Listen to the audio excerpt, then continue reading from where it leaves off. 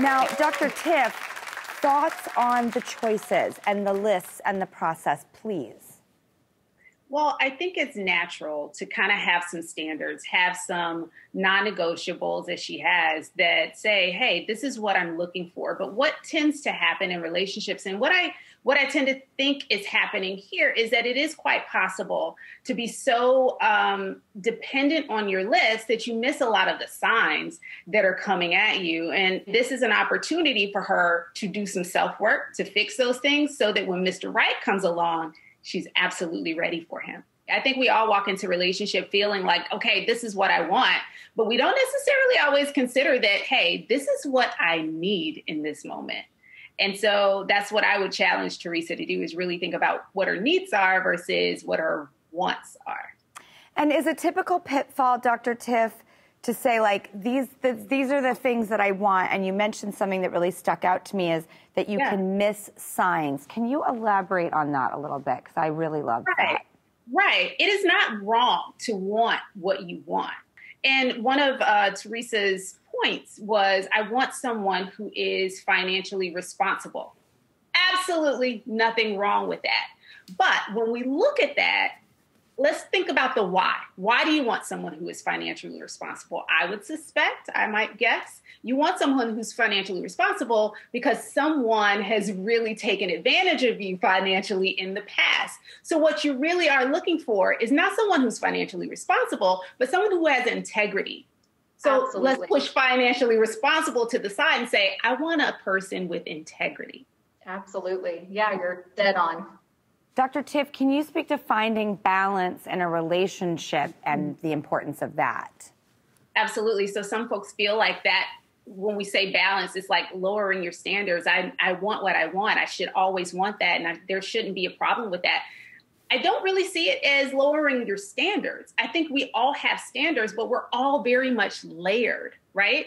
I am not the sum of three things on anybody's checklist. And I don't think you are, Drew, and I don't think you are, Theresa. So we have to look past those 3 or 4 things and say, okay, this person is this, but do they meet my values? Do we connect on maybe a spiritual level? Because I didn't see anything spiritual on the list, but that doesn't mean that's not important to you. So we have to say, okay, these are kind of bare minimum standards that I have, but am I open to considering that the perfect person may not have a lot of this, but may be really well endowed on some other things that are really, really important to me? I think we all went to a certain place when you said that. I know I did, because I'm a 13-year-old boy living inside of a 45-year-old woman. Me too. Great. I know, that's why the sense of humor is, God, I think it's always been my number one. Absolutely. I also think you have got to get any toxic rhetoric out of your head that something about you and your story is broken or doesn't work. You want to have children, that's a choice. That's empowering. Otherhood is just as wonderful, but you happen to be on the side of this is a goal and a dream that's personal to you. That's not a flaw that has to do with anyone else. And your age and your gender and your, confines of what it is to be a woman, like, that's just the reality, and it's beautiful. So you have a beautiful journey and story, and it has yet also to reveal so many chapters. Absolutely. Thank you. And I had my first daughter at 37 and my second daughter at 38. And so, who knows where this story goes. I know. That's why I was so excited when you guys invited me on. I was so excited because I do know a decent amount about your story. And I was like, oh my gosh, I can relate to her so well. So thank you for having me on. I am so excited to talk about relationships. And it's really exciting for me to talk to Dr. Tiff as well, because I've watched you speak in other forums, and I always really like what you have to say. And I trust what you tell people. Yeah, I appreciate that. I think that, relationships are hard. And so you really are, I believe, Theresa, doing your best, and you're going to have some duds. You're going to go into relationship and think that you have selected appropriately and realize that, oh, this was not what I thought it was. But I do hear from you that you're open to being open.